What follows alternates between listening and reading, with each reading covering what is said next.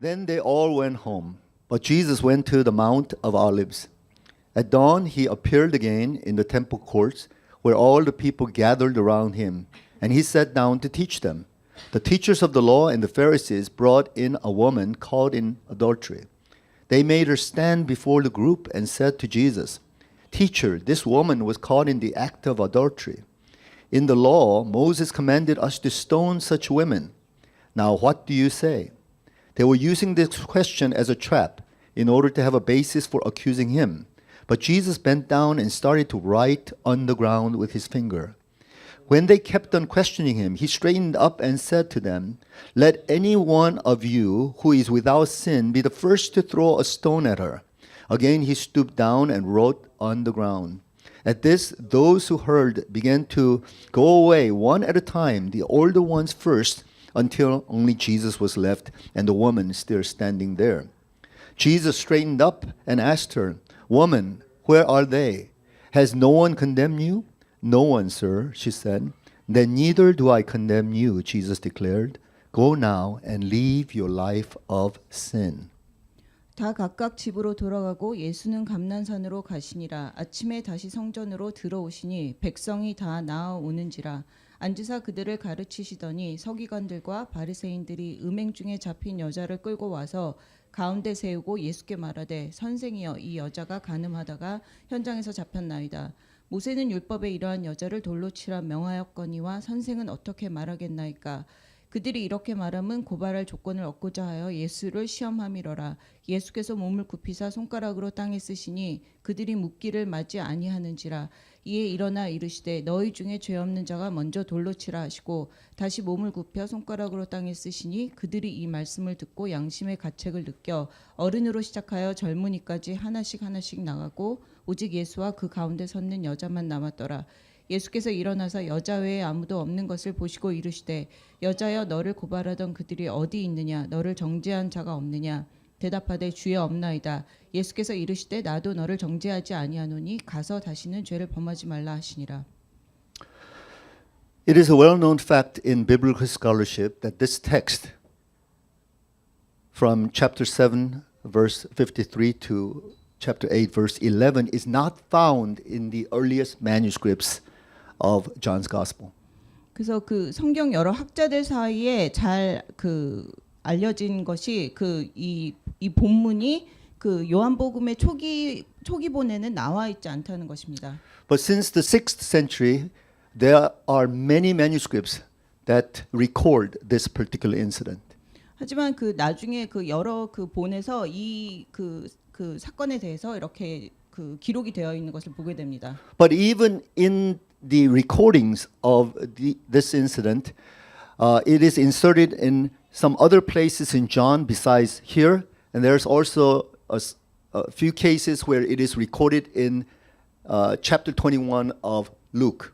그래서 이 그 본문이 이 사건이 그 요한복음에 이렇게 기록도 되어 있지만 또 누가복음의 22장에 또 기록된 것을 보게 됩니다. So there is a general assumption that some scribe, because in the olden days they hand wrote the copies of the Bible, some scribe decided to insert this in the text.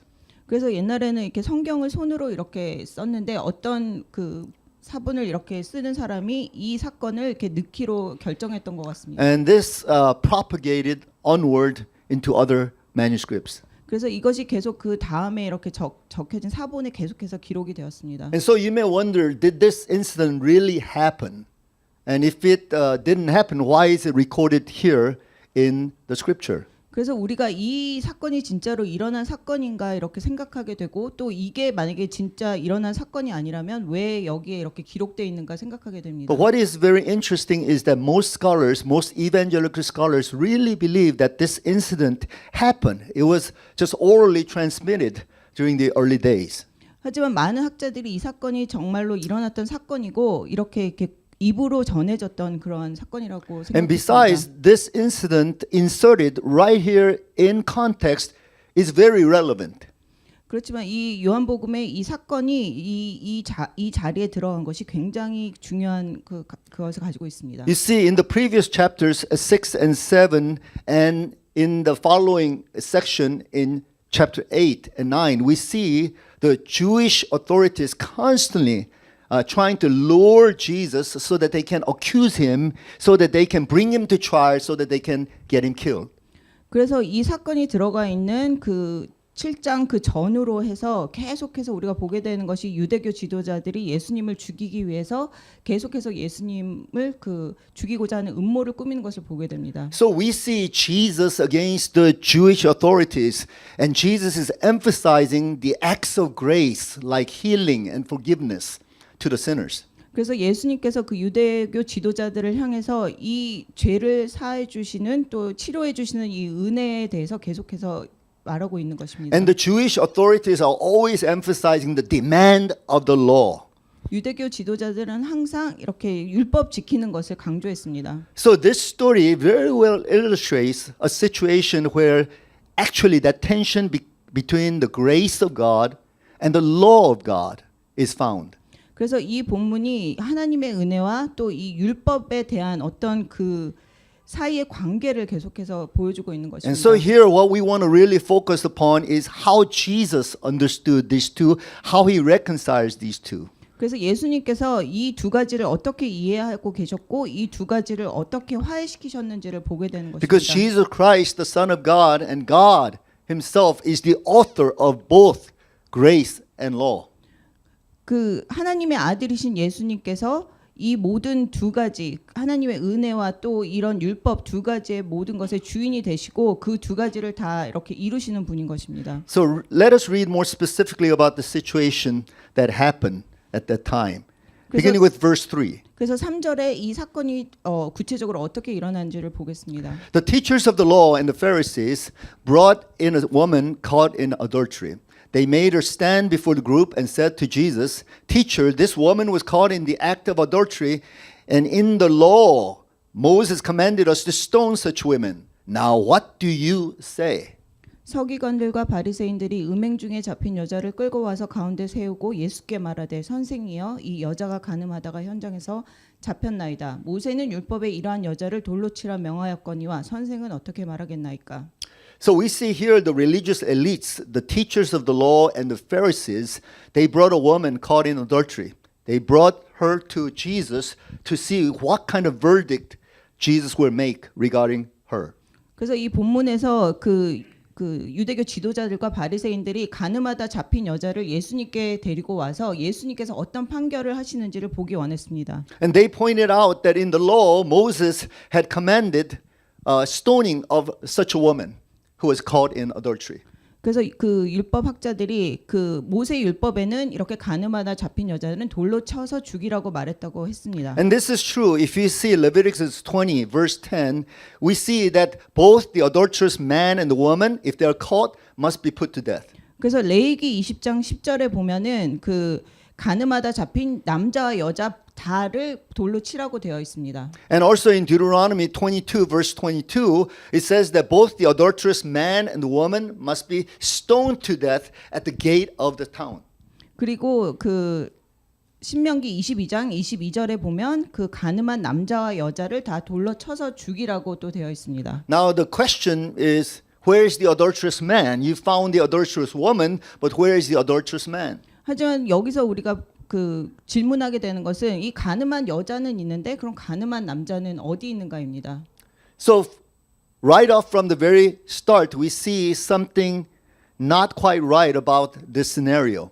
그래서 우리가 처음부터 이 시나리오가 잘못되어 있는 것을 보게 되는 것입니다. But I will deal with that later. 그렇지만 그것을 제가 나중에 그것에 대해서 But what we 언급하겠습니다. understand about the situation is that it places Jesus in a great dilemma. 그래서 우리가 여기서 보게 되는 것은 예수님께서 굉장히 큰 딜레마에 빠져 있는 것을 보게 됩니다. If he showed leniency to this woman, Jesus will be accused exactly of that of breaking the law, like what they accused him of breaking the Sabbath law. 그래서 예수님께서 이 여자에게 어떤 관대함을 보여주게 된다면 예수님께서 율법을 어긴 것으로 이렇게 보이게 되는 것입니다. And if he simply strictly abided by the law, then all this time he's been having a lot of favor and popularity among the common people who considered him as the friend of the sinners. They would lose trust in him. 그리고 예수님께서 만약에 그 율법을 지키는 것을 또 강조하신다면 예수님께서 그동안 이렇게 평범한 사람들에게 쌓아놨던 신뢰, 그러니까 죄인들의 그 친구라고 이렇게 불렸던 그 신뢰를 또 깨뜨리게 되는 것이었습니다. And if he were to advocate the death by stoning, then the Jews could report him to the Roman officials, or the Roman officials would get really upset about this because they had the authority, they had the only authority for capital punishment. 아니면 또 예수님께서 이 여자를 돌로 쳐서 죽이라고 말했다면 또 유대인들이 또 예수님을 로마 그 사람들에게 또 보고를 할 것입니다. 왜냐하면 사형을 할 수 있는 사람은 로마 제국 사람들 뿐이었기 때문입니다. So let's see what happens in verse 6. 그래서 6절에 어떤 일이 일어난지 보겠습니다. They were using this question as a trap in order to have a basis for accusing him, but Jesus bent down and started to write on the ground with his finger. 그들이 이렇게 말함은 고발할 조건을 얻고자 하여 예수를 시험함이러라. 예수께서 몸을 굽히사 손가락으로 땅에 쓰시니.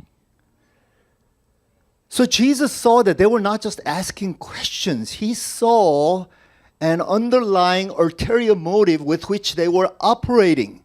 그래서 예수님께서 이 사람들이 단순하게 질문하는 것이 아니고 그 사람들의 질문 밑에 또 다른 동기가 숨어 있는 것을 보셨습니다. They were trying to set up a trap for him so that they can finally accuse him of something, so that they can arrest him and then finally get him killed. 그래서 그 사람들이 그 덫을 놔서 예수님을 이렇게 그 잡아서 예수님을 죽일 수 있는 그러한 것을 찾으려고 했던 것입니다. What do you do in a situation like this? This is not just a common question and answer type of situation. They have an ulterior motive. If you give a wrong answer, you're doomed. What do you do in a situation like that? 이것은 그렇게 단순한 상황이 아니었습니다. 예수님께서 그냥 질문에 답하면 되는 상황이 아니었고 이 사람들이 그 질문 안에 다른 동기를 숨기고 있었기 때문에 아주 중요한 또 그런 순간이었습니다. And if you study the four Gospels, you see over and over the Jews placed him in a dilemma like this. And Jesus will always answer in a succinct, wise way, which will cause them to be speechless. And they had to basically step back from Jesus. 그래서 복음서를 계속해서 보면 이런 유대교 지도자들이 예수님에게 계속 이런 딜레마를 안겨줬고 예수님은 항상 그 상황에서 지혜롭게 빠져나오시고 또 그 사람들이 할 말을 잃게 만드셨던 것을 보게 됩니다. So what we see here is Jesus did not just rush to answer them. Rush and answer them immediately. 그래서 예수님께서는 이 사람들이 질문했을 때 그냥 바로 즉시로 응답하시지 않았습니다. What he did was he stooped down and began to write on the ground with his finger. 예수님께서는 몸을 구부려서 이렇게 땅에다가 손가락으로 뭘 쓰시기 시작했습니다. In other words, he remained silent. And he was just doing some very simple gesturing, but there was a sense of suspense that was created as everyone kept on asking him this question. What did you do? What did you do? And he continues writing. 그래서 예수님께서는 그 조용하게 그냥 땅에다가 이렇게 쓰시기 시작했고 사람들에게 뭔가 이렇게 의문을 던지게 하셨습니다. 그래서 사람들이 계속 어떻게 하실 거냐는 질문을 던지게 하셨습니다. And if you are the type of person like Jesus, his silence will carry so much gravity and authority. 그래서 예수님 같은 분이 그런 어떤 침묵으로 일관하실 때는 굉장한 권위와 또 여러 가지 그런 분위기를 만들게 되는 것입니다. And perhaps some of the those who are watching and observing him may have been reminiscent of the finger of God that inscribed the Ten Commandments on the tablets. 그래서 예수님을 이렇게 계속해서 관찰하고 있던 사람들에게는 하나님의 손이 그 십계명을 썼던 그 장면을 이렇게 떠올리게 했을 것입니다. Or the writing that is on the wall bringing judgment upon the king of Babylon. 그리고 아니면 그 바벨론 왕국의 왕에게 그 어떤 심판을 내렸던 그 벽에 쓰여졌던 그 글을 그 연상시키게 했을 것입니다. Anyway, what we see Jesus doing here is exercising authority through silence. 그래서 여기서 예수님께서는 침묵으로 예수님의 권위를 나타내셨습니다. And this is what we must learn to do as well when people accuse us of something that is ridiculous. In Korean, 어이없는 type of sarcasm or criticism. Then you should not give respect to the question by answering it right away. 우리가 여기서 예수님께 배울 수 있는 것은 우리가 또 그런 어이없는 어떤 말도 안 되는 그런 비난과 또 그런 것을 받은 상황에서 바로 그들에게 답하는 것이 아니고 이렇게 침묵으로 또 우리가 보여줘야 되는 것도 있다는 것입니다. What you and I, we need to learn from Jesus is just take the pose of silence and exercise authority through our presence. 예수님께 우리가 배울 수 있는 것은 우리가 이런 어떤 침묵하는 것으로 우리의 어떤 존재를 드러내는 것입니다. And in verse 7 and 8, it says, when they kept on questioning him, he straightened up and said to them, let any one of you who is without sin be the first to throw a stone after her. Again he stooped down and wrote on the ground. 그래서 여기 7절 8절에 보면 그들이 묻기를 마지 아니하는지라 이에 일어나 이르시되 너희 중에 죄 없는 자가 먼저 돌로 치라 하시고 다시 몸을 굽혀 손가락으로 땅에 쓰시니. So here Jesus is not perjuring himself at all because he's stating something very neutral. 그래서 여기서는 예수님께서 굉장히 이렇게 중립적인 어떤 그런 입장의 그런 말씀을 하시는 것이었습니다. He's not saying stone her, not stone her. He's simply saying anybody without sin, you stone her. 그래서 죄 있는 니네가 이 여자를 돌로 쳐라, 올 치지 말라 그런 말씀을 하시는 것이 아니었고 너희 중에 죄 없는 사람이 이 여자에게 돌을 던지라고 말씀하셨습니다. But in all of these statements that Jesus makes so succinctly and so wisely to the Jews, there's always something deep and profound and perhaps even double-edged message. 그래서 예수님께서 이렇게 말씀하신 것이 굉장히 그 유대인들에게 하신 말씀을 살펴보면 굉장히 지혜로운 말씀이셨고 또 그것이 심오하고 깊은 말씀이고 또 이렇게 어떤 양날의 칼날 같은 그런 말씀이었던 것입니다. We're reminded of the Sermon on the Mount in Matthew, particularly chapter 7, verses 1 through 5, in which Jesus made this statement. Do not judge, or you too will be judged. For in the same way you judge others, you will be judged. And with the measure you use, it will be measured to you. Why do you look at the speck of sawdust in your brother's eye and pay no attention to the plank in your own eye? How can you say to your brother, let me take the speck out of your eye, when all the time there's a plank in your own eye? You hypocrite. First take the plank out of your own eye, and then you will see clearly to remove the speck from your brother's eye. And what we see here in this statement is Jesus saying, in order to make the right type of judgment, you must not have the bias and presuppositions and judgmental spirit, which is like a plank in your own eyes, which will blind you.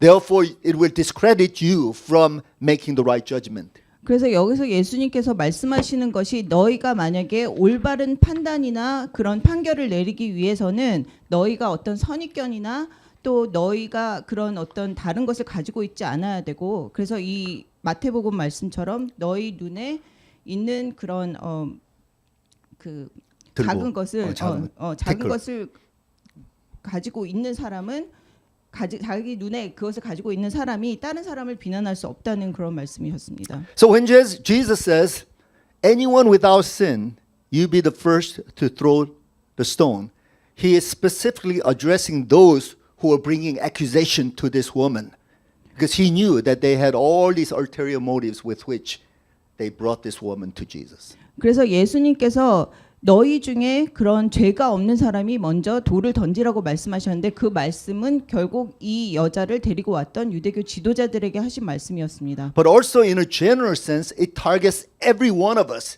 because there is no one perfect, no one perfectly righteous without sin. Therefore, we are not really in the position of authority to exercise judgment like what Jesus is saying. 그렇지만 이 말씀이 또 모든 사람을 향해서 하신 말씀이었습니다. 그래서 우리가 모든 사람이 죄가 있었기 때문에 어느 누구도 그러한 판결을 할 수 있는 그런 위치에 있지 않다는 그런 So after 말씀이었습니다. Jesus makes this short statement, again he stoops down on the ground and starts writing with his finger on the ground. 그래서 예수님께서 이 말씀을 또 하신 다음에 다시 몸을 구부려서 또 땅에 말씀 적기 시작하셨습니다. And scholars have kind of wondered what might have written. Jesus would not just write chicken scratches, he'll probably write something very profound. Perhaps he was listing 10 commandments one by one in the sight of the audience. 그래서 학자들은 과연 예수님께서 어떤 말씀을 그렇게 땅에 적으셨을까 이렇게 생각을 했는데 어떤 사람은 예수님께서 이렇게 굉장히 깊고 심오한 말씀을 적으셨을 수도 있고 아니면은 십계명을 하나하나 이렇게 적지 않으셨을까 하는 And perhaps he 생각을 was exercising his prophetic gifting by pointing out the names of those individuals who were making the accusations and along with their specific sin like the word of knowledge. 아니면 예수님께서 어떤 그 예언의 말씀을 적으셨을 수도 있습니다. 그래서 거기 있는 한 사람 한 사람이 그 범한 죄들을 이렇게 계속 적지 않으셨을까 한 사람도 있습니다. We can never be sure about that, so we should not speculate too much about it. But one thing for sure, Jesus gave these individuals plenty of time to think and reflect and ponder about themselves. 그래서 우리가 이것에 대해서 뭐 정확한 예측은 할 수 없지만 우리가 아는 것은 그곳에 모인 사람들이 한 사람 한 사람이 다 이렇게 깊이 생각하게 만드는 어떤 그런 말씀을 적었다는 것입니다. So here we learn another lesson from the Lord that anytime we are about to point our finger of accusation upon others, remember, with one finger pointing to other, there are three fingers pointing to me. I should reflect on myself first to see whether I'm qualified to make a judgment about others. 그래서 우리가 여기서 배울 수 있는 다른 레슨은 우리가 다른 사람에게 손가락을 이렇게 포인트하기 전에 그 손가락이 결국 우리에게 세 개로 다가오는 세 개가 우리에게 포인트 되는 것을 생각해야 되고 우리가 그것을 굉장히 깊이 있게 묵상하기 전에는 우리가 다른 사람을 절대 이렇게 우리가 판단할 수 없다는 것입니다. So let us see what happened after Jesus made this comment and after again a period of silence with which Jesus is exercising authority so that people have to really examine their hearts. 그래서 예수님께서 이렇게 침묵으로 예수님의 권위를 보이셨고 또 사람들에게 자기 자신에 대해서 생각하게 하신 후에 어떤 일이 일어났는지 살펴보겠습니다. So in verses 9 and 10, at this, those who heard began to go away one at a time, the older ones first, until only Jesus was left, with a woman still standing there. Jesus straightened up and asked her, "Woman, where are they? Has no one condemned you?" 그들이 이 말씀을 듣고 양심의 가책을 느껴 어른으로 시작하여 젊은이까지 하나씩 나가고 오직 예수와 그 가운데 섰는 여자만 남았더라. 예수께서 일어나서 여자 외에 아무도 없는 것을 보시고 이르시되 여자야 너를 고발하던 그들이 어디 있느냐 너를 정죄한 자가 없느냐. You see here, Jesus does not engage in some kind of lengthy debate with the Jews. 여기서 보면 예수님께서 유대인들과 굉장히 이렇게 긴 시간 논쟁을 하시지 않았습니다. I think basically what he's exercising is exercising authority through silence, but with a plenty of sense of the presence of God, with a big eye of God looking down on these accusers. 그래서 예수님께서는 여기서 이렇게 침묵으로 권위를 또 보이셨고 또 예수님의 존재가 그 하나님의 그 임재를 느끼게 하는 그런 상황이었습니다. There's a concept in theology known as coram deo. 그 신학을 살펴보면 그 코람 데오라는 말이 있습니다. Coram deo is in Latin. It literally means standing before the presence of God. 그 코람 데오는 라틴어인데 그 뜻이 하나님 앞에 서다입니다. Or standing before the very face of God. 그 아니면 하나님 얼굴 앞에 서다 이런 뜻입니다. Or more specifically, facing the very eyes of God, looking down upon you. 그래서 그 더 자세히 이렇게 살펴보면 하나님의 눈, 우리를 바라보는 하나님의 눈을 본다라는 뜻입니다. In one sense, it is a very intimate term that I stand before the presence of God and I bask in His glory and His love. 그래서 이것이 굉장히 친밀한 또 그런 그 용어일 수 있는데 우리가 하나님 앞에 서서 하나님을 바라본다 이런 뜻이기 때문입니다. But in another sense, it's a very scary prospect of standing before the presence of God with His eyes looking down upon us, where we dare not be judged, where we acknowledge judgment only to God. 아니면 이것이 또 한편으로는 굉장히 우리에게 두려움을 주는 그러한 그 단어인데 우리가 하나님 앞에 서서 우리가 하나님의 우리를 바라보시는 하나님을 바라본다는 뜻. 그래서 그 하나님의 어떤 그 심판 앞에 서 있다는 그런 뜻이기도 합니다. So what we see here in this story is that the crowd they began to leave the scene one person at a time from the oldest to the youngest. 그래서 이 본문에 보면 사람들이 그 나이 많은 사람으로 시작해서 한 사람 한 사람씩 떠나는 것을 보게 됩니다. You see, when we are young, we are quick to make judgments, quick to condemn. We are pretty green enough to make those kind of judgments. 그렇지만 우리가 특별히 이제 어릴 때는 굉장히 이렇게 쉽게 판단하고 또 빠르게 이렇게 판단하는 때를 보게 됩니다. But when you get older and you have experienced so much in your life and your own failures, your own flaws, you come to face that, you become much more mature and mellow. 하지만 우리가 이렇게 나이가 들면은 우리가 여러 가지 그런 경험들을 했기 때문에 우리가 어떤 것을 판단하고 그 하기 전에 우리가 조금 더 이렇게 성숙하게 하게 되기도 합니다. You become more aware of your own faults and your own sinfulness. 그리고 우리 자신의 어떤 그 실수나 실패 아니면 우리의 어떤 그 죄를 보게 되는 것입니다. So perhaps the older people started leaving first and then the young ones, as they began to reflect a little more about this, they came to a similar conclusion. I don't think we can make a judgment about this. 그래서 그 나이 많은 사람이 그래서 먼저 떠나게 되고 또 어린 사람들은 조금 더 그것에 대해서 생각하다가 떠났을 수도 있습니다. So what we see here is an amazing, awesome scene where everyone leaves and no one's left behind to condemn her. So she stands alone, facing only Jesus Christ, who has the sole authority to condemn her. 그래서 우리가 여기서 이렇게 놀라운 장면을 보게 되는 것은 이 여자를 그 재판하기 위한 사람이 아무도 남아 있지 않고 오직 예수님과 이 여자만이 남아 있는 그것을 보게 됩니다. All sinful humanity is disqualified from making that judgment. Only the righteous one, who is God Himself in Jesus Christ, making that judgment upon her.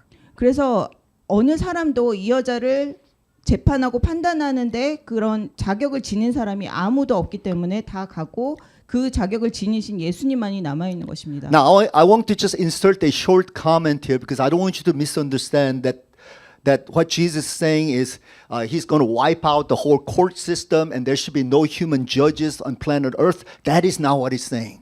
그렇지만 예수님께서 그 모든 무슨 사법 제도나 뭐 사법 시스템에 대해서 그 인정을 안 하시고 그것을 모두 무시하신다는 그런 뜻은 아니었습니다. Nor do I see Jesus necessarily negating capital punishment. 그리고 그 어떤 사형제 제도에 대해서 또 그것에 대해서 이렇게 무시하시는 그런 상황도 아니었습니다. We know that there is a need for law and justice, or this world will just go into chaotic mess. 이 세상은 너무나 이렇게 혼란스럽기 때문에 그런 어떤 법적인 그런 제도가 필요한 것입니다. But what Jesus is saying is that if there's going to be just, it must be done in a fair and objective way. 그렇지만 여기서 예수님께서 말씀하시는 것은 정의는 공평하게 또 객관적으로 이루어져야 된다는 것을 So if you're going to bring the 말씀하셨습니다. adulterous woman, then you have to bring the fellow culprit, the adulterous man. Where is he in the picture? 그래서 이 가늠한 여자를 이 재판에 그 회부시키기 위해서는 그 가늠한 남자도 같이 데려와야 된다는 그런 것이었습니다. Why are you protecting the man, hiding him somewhere, or he might have escaped the scene? Why just bring this woman?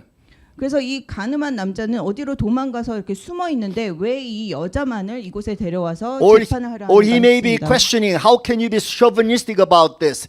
You know, you fault the woman even more than the man.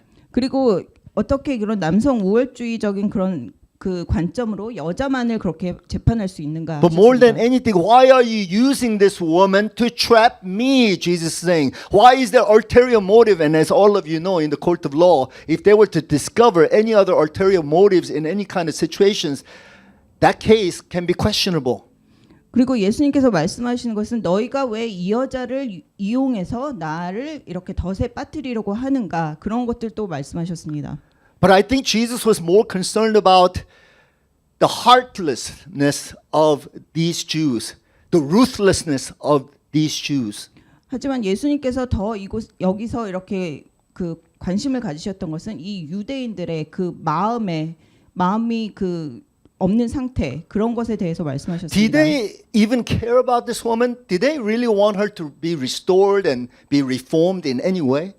이 사람들이 이 여자에 대한 어떤 관심이 있었는지, 이 여자가 회복하기를 원하는 그런 관심이 있었나 하는 것입니다. You see, in the prison system today, or any kind of penalty system that is given today, even in my school last semester, I gave 2 students F. In the process, I had to really struggle over this. Is it really ultimately for their own good or not? 그래서 이 요새 그런 감옥 그런 제도나 감옥에 들어가는 시스템이나 그런 것이 과연 그 사람들을 위한 것인가, 그 사람들의 어떤 회복하는 것에 관심을 가지는 시스템인가 하는 것입니다. Or was I more interested in exercising the interest, authority and condemning them? 아니면 내가 어떤 권위를 가지고 이 사람들을 정죄하는 것에 더 관심이 있는가 하는 것입니다. To be honest, initially my emotion was I just wanted to show them who's in the position of authority when they plagiarized. 그래서 제가 그 저번 학기에 그 F를 주어했던 두 학생에 대해서 제가 굉장히 갈등을 많이 했는데, 그 사람들에 대해서 내가 어떤 자비를 보여줘야 되는 것인가, 아니면 어떤 이 사람들이 잘못한 것에 대해서 내가 판단을 내려야 하는 것에 대한 갈등을 했지만 제가 F를 좋아했습니다. So what I saw in my heart initially was I was really angry at them because I've been very good to them, kind to them, and they took advantage of that. And they offended me by sending me a document which they basically cut and pasted off of the internet. 그래서 제가 처음에는 굉장히 이 사람들에 대해서 그 학생들에 대해서 화가 많이 났던 이유가, 제가 이 사람들에게 굉장히 잘 해주고 또 이 사람들을 많이 도와주려고 했는데, 결국 이 사람들이 했던 행동은 그 논문을 쓸 때 표절하는 그런 것으로 저에게 보여줬기 때문입니다. The interesting thing was when I gave them F, I was operating as a professor who was teaching a course, and I sent the report to the dean of the program. 그래서 제가 이 학생들에게 F를 줬을 때는 제가 이 사람들을 가르친 교수로서 이 사람들에게 F를 줘서 그것을 학교에다가 보고했습니다. And in this semester with the new president, I became the dean of that program. Now I have to deal with these students who got F underneath me.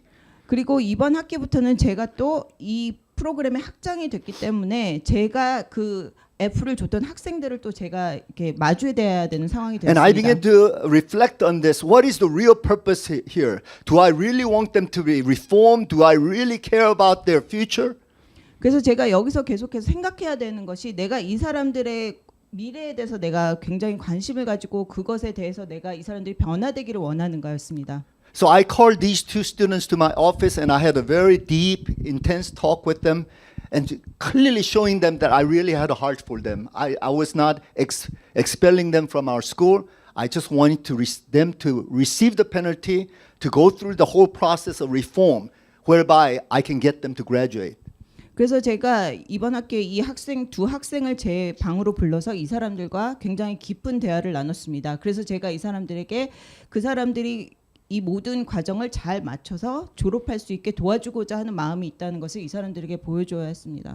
All decent penalty system or prison system must really have this in mind, true desire to reform and to restore these criminals so that they can have a second chance in life.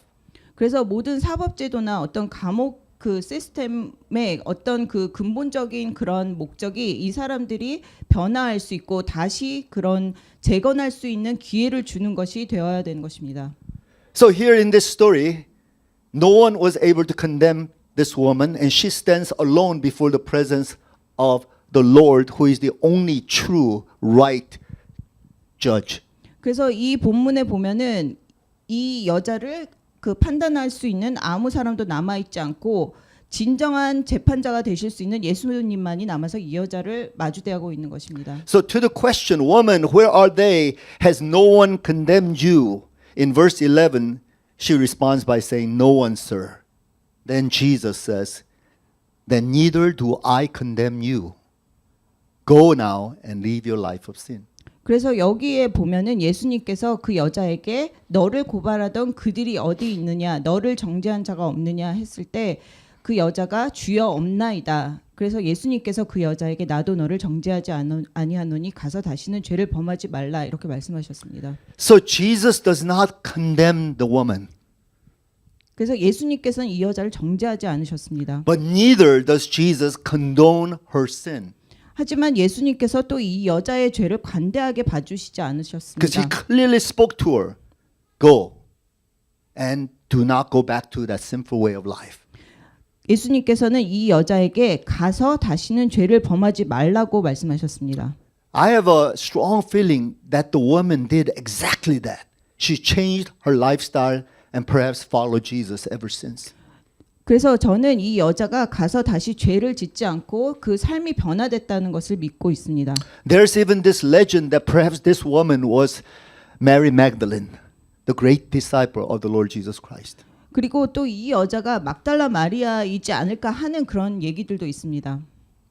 So what was the difference, the essential difference between Jesus' way and the scribes and the Pharisaic way in dealing with the adulterous woman? 그래서 여기서 예수님께서 이 가늠한 여자를 다루셨던 방식과 또 이 바리새인과 서기관들이 이 여자를 다뤘던 방식의 차이점이 무엇입니까? And I think it is this woman who sensed everything, the way Jesus dealt with her and that the way these religious elite authority figures dealt with her. 그것은 예수님께서 이 여자를 다뤘던 방식과 또 이 바리새인들이 이 여자를 다뤘던 방식을 이 여자가 그 차이점을 느꼈다는 것입니다. And she experienced it firsthand that these Jewish rulers had no regard for her person, no regard for her right. They could have taken her and go through the discreet process of making sure that she has really committed that crime, but they did not. They brought her right out into the open field and exposed her, humiliated her, put her to shame. 유대인들은 이 여자에 대한 관심이 없었고 이 여자를 상관하지 않고 이 여자가 과연 진짜로 죄를 범했나를 조사하기 전에 무조건 이 여자를 이곳으로 끌고 왔습니다. She was just the thing. She was just a statistic. They just wanted to use her as an instrument to get at Jesus. 이 여자를 그냥 물건과 같이 취급했고 예수님을 잡기 위한 그러한 하나의 그것으로 이용했을 뿐이었습니다. But what this woman felt from Jesus was a genuine care for her, that he would do everything to delay the process so that he would be the only one who would have the authority to make the final judgment statement. 하지만 이 여자가 예수님께 느꼈던 것은 예수님이 정말로 이 여자를 생각하셨고 또 이 여자가 이런 재판을 받기 전에 이 재판에 공정하게 이루어지는 것을 그렇게 하시기를 원했던 것을 느꼈습니다. But I don't think this woman felt that he was going to excuse it right off. He might give a little less penalty, but I don't think she expected this at all when Jesus completely, out of the blue, expressed extreme grace and mercy to her. 아마 이 여자는 예수님께서 그냥 이 여자의 죄를 조금 이렇게 가볍게 만들어 주실 것을 기대했을 뿐이지 예수님께서 이 여자의 모든 죄를 이렇게 완전하게 용서해 주실 것을 기대하지 않았을 것입니다. And I believe that in this sense, we are more like the Pharisees and the scribes and these religious authority folks. When we see a major criminal act, we want that to be paid. We want the penalty to be paid to the society. 그래서 우리는 어떻게 보면은 이런 유대인들, 바리새인들과 더 비슷한 것이 우리가 어떤 굉장히 그 심한 범죄를 저지른 사람들을 봤을 때는 우리가 그 사람이 그 범죄에 대한 대가를 치르기를 원하기 때문입니다. And we have a notion that somehow God must be on our side because how could God overlook this kind of crime and let them get away with it? 그리고 하나님께서 우리와 함께 우리 편에 있는 것을 우리가 그렇게 생각하는 것이 어떻게 하나님께서 이런 범죄자들의 그런 죄를 그냥 가만히 그냥 두고 보실 것인가 우리가 그렇게 생각하기도 합니다. But what I have discovered in life and at this old age now, I'm coming to understand that God is so much more merciful than us human beings. 그렇지만 제가 이렇게 나이가 점점 들어가면서 더 느끼게 되는 것이 하나님은 우리보다 우리가 생각하는 것 이상으로 정말 자비로운 분이시라는 것입니다. God has personally let me get away with so many things here and there, and if I were to be penalized for all of that, I would be bankrupt. 그래서 하나님께서는 제가 범한 여러 가지 또 그런 잘못한 일들에서 또 벗어나게 해주셨습니다. 만약에 그것을 제가 다 이렇게 갚아야 했다면 저는 벌써 이렇게 파산 상태에 있었을 것입니다. I would have hundreds of people, maybe thousands of people pointing a finger of accusations at me. 그리고 저에게 뭐 100명, 1000명의 사람들이 저에게 잘못했다고 이렇게 손가락질을 해야 될 수도 있습니다. But it seems like God just wipes all of that off and gives me a big second chance over and over and over again. 하지만 하나님께서는 그것을 다 이렇게 잊어주시고 저에게 두 번째 기회를 계속해서 주셨습니다. There's a statement in James chapter 2 verses 12 and 13. I really like it. Let's read this out loud together.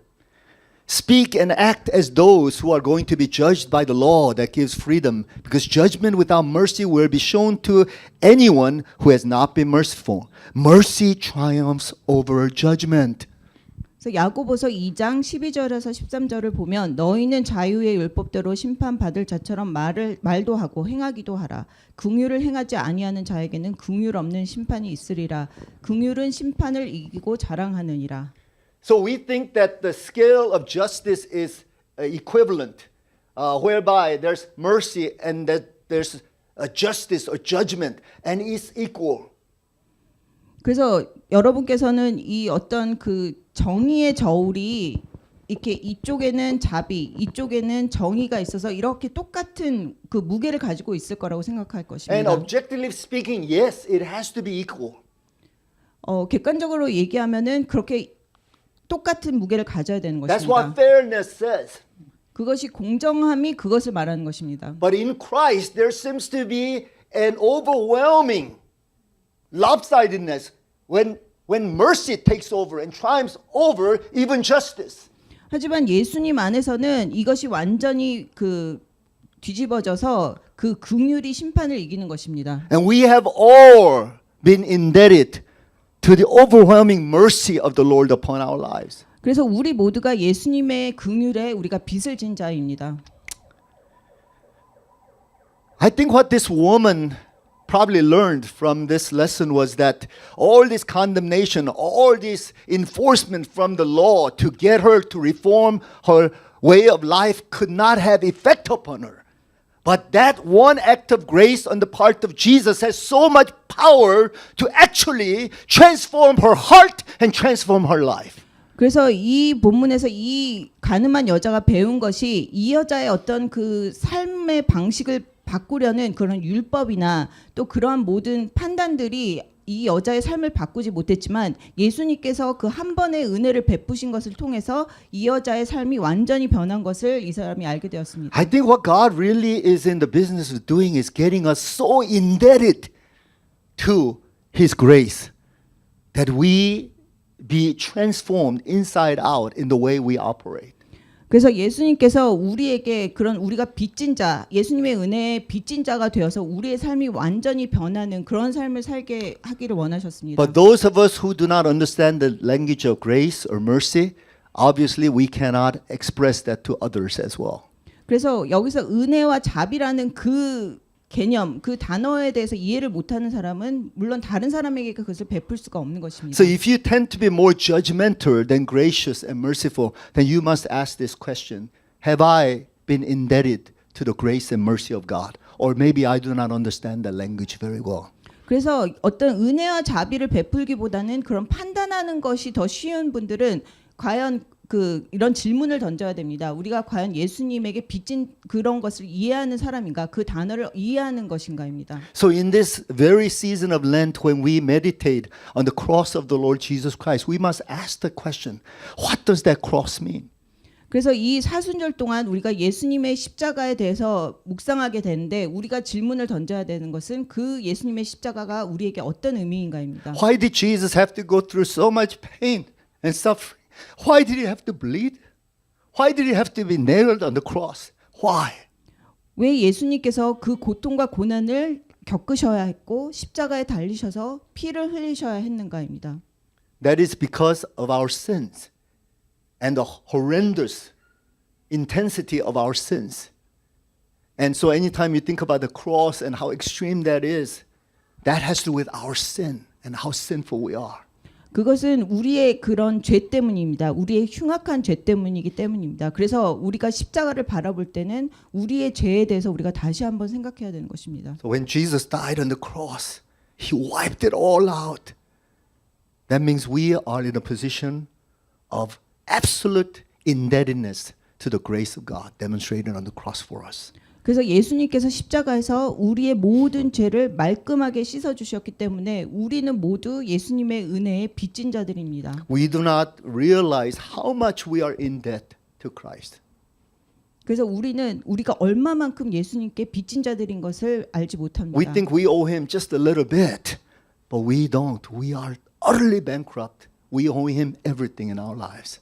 그래서 우리가 조금만 어느 정도만 예수님께 빚진 자가 아니고 우리는 완전히 모든 것 우리가 파산할 정도로 우리가 예수님께 빚진 자들인 And 것입니다. therefore, everything is by the grace of the Lord Jesus Christ. 그래서 모든 것이 예수님의 은혜 때문입니다. I love that song, that hymn, Amazing Grace by John Newton. 그래서 제가 그 Amazing Grace를 그 노래를 굉장히 I 좋아합니다. think this is the most famous of all the hymns. 이것이 그 찬송가 중에 어떻게 보면 가장 유명한 찬송가일 것입니다. And John Newton was a ship captain, and he was a slave trader who got converted and accepted Jesus Christ as his Lord and Savior. He realized what a horrible, sinful person he was. 그래서 이 그 노래의 그 작곡가인 존 뉴튼은 그 배가 이렇게 그 풍랑을 만나서 이렇게 됐을 때 그때 예수님을 만났고 그때 예수님을 만난 후에 굉장히 자기가 죄인이고 그래서 자기가 예수님을 통해서 그 구원받았다는 것을 알게 And 되었습니다. yet Jesus Christ was willing to forgive him and wipe his slate clean and give him a true second chance. And he was so indebted to the grace of God that he could only express it, amazing grace. 그래서 예수님께서 이 사람의 모든 죄를 용서하여 주셨고 예수님께 이 사람은 온전하게 빚진 자인 것을 이 사람이 그 알게 되었기 때문에 예수님의 은혜, 이 놀라운 은혜에 대해서 이렇게 말했습니다. And let's see the lyrics. Let's see the first three verses of this amazing grace hymn. 그래서 이 가사 3절의 가사를 살펴보겠습니다. Let's read this slowly and deliberately. Amazing grace, how sweet the sound that saved a wretch like me. I once was lost, but now am found. 'Twas blind, but now I see. 'Twas grace that taught my heart to fear, and grace my fears relieved. How precious did that grace appear, the hour I first believed. Through many dangers, toils, and snares, we have already come. 'Twas grace that brought us safe thus far, and grace will lead us home. Let us pray. Heavenly Father, our hearts are so hardened and so arrogant and so self-righteous. We stand more in the position of the scribes and the Pharisees, and we do not realize that we are all truly in the state and the condition like the adulterous woman.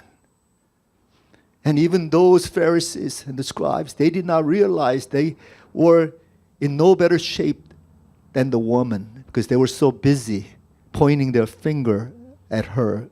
They did not see that Jesus, you saw as much sinfulness in the hearts of the self-righteous ones. Lord, may we all find ourselves in the situation of that adulterous woman. And may we realize that there is only one who could truly condemn us, and that is you, Lord Jesus. And yet you do not condemn us. That is the good news. That is the message of grace. You forgive us. And if we truly understand that language of grace, then for the rest of our lives, we must become better people. We must become people who would give all our lives to you, Jesus. We cannot live a selfish life. We cannot live a life continuing in the sin when we are aware of the grace of Jesus upon our lives. May your grace transform us, Lord.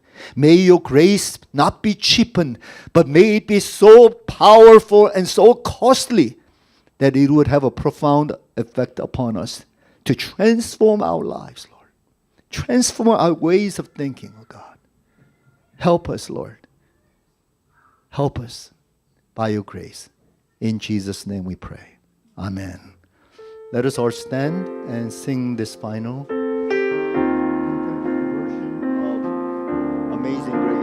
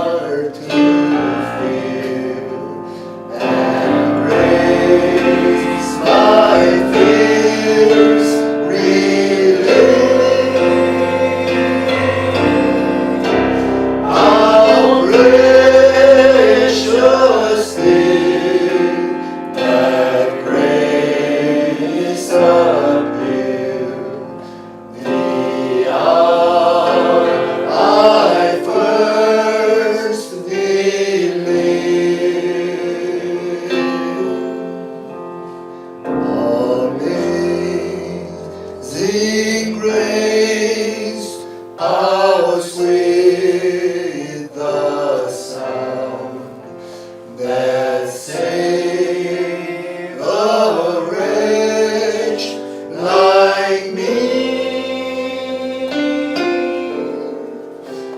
I once was lost, but now am found.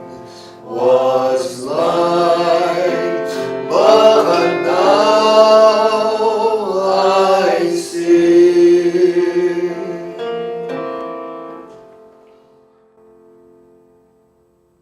Now may the Lord bless you and keep you.